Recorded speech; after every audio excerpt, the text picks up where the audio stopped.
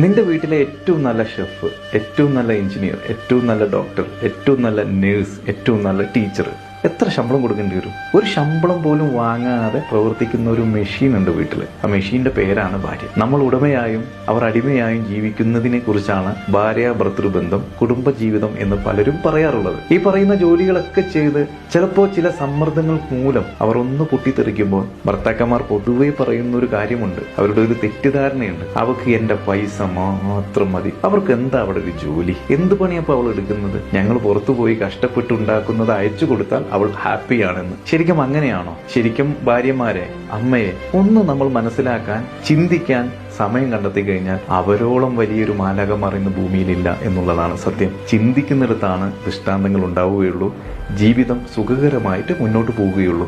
അപ്പോൾ പരസ്പരം മനസ്സിലാക്കി ജീവിക്കാൻ എല്ലാവർക്കും സാധിക്കണം. ശരിയല്ലേ?